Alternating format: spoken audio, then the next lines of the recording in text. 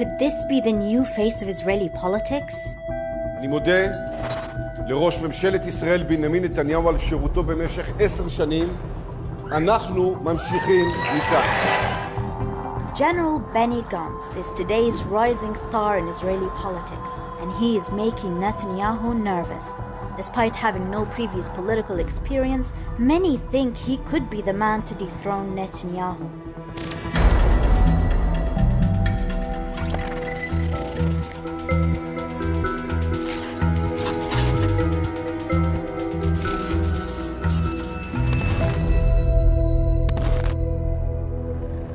An army man, Gantz was chief of staff under Netanyahu's government between 2011 and 2015, overseeing not only Israel's 2012 attack on Gaza, but also Operation Protective Edge, Israel's devastating 2014 war on the besieged Strip, which left over 2,000 Palestinians dead.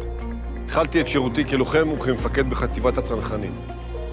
Within a few hours of Netanyahu calling the April election, Gantz announced his intention to run for prime minister as head of a new party, the Israel Resilience Party. For weeks after his initial announcement, Gantz refused to reveal any policies or the political leaning of his new party.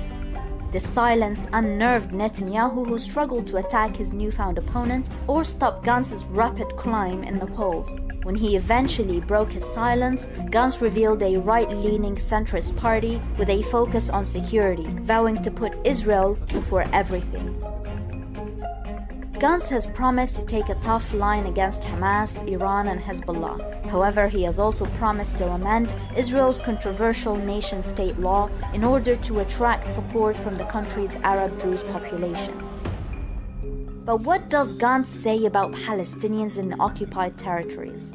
Well, Gantz has been sending mixed messages about the occupied territories. His campaign released a video showing a bomb-flattened neighborhood in Gaza after the 2014 war he led, saying only the strong wins. In fact, Gantz is being sued by a Gazan family in a Dutch court for war crimes.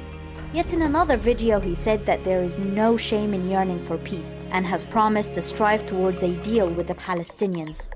Gantz has also said that under his administration, there won't be any unilateral actions to dismantle settlements in the occupied West Bank.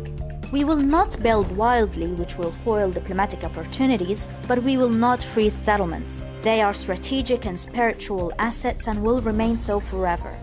Gantz also declared that he wants the Jordan Valley, which runs down the eastern side of the occupied West Bank and would constitute an integral part of any potential future Palestinian state, to be Israel's border.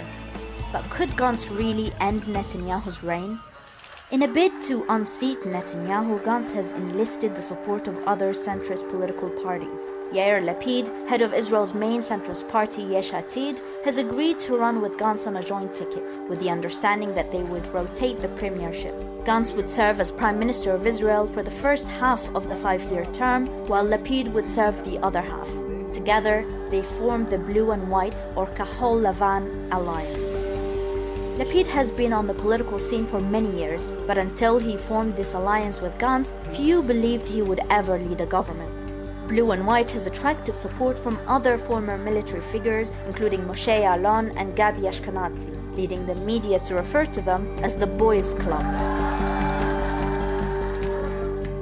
To form a government, Gantz may need the support of Hadash Ta'al, a predominantly Arab-Israeli alliance led by Ayman Auda.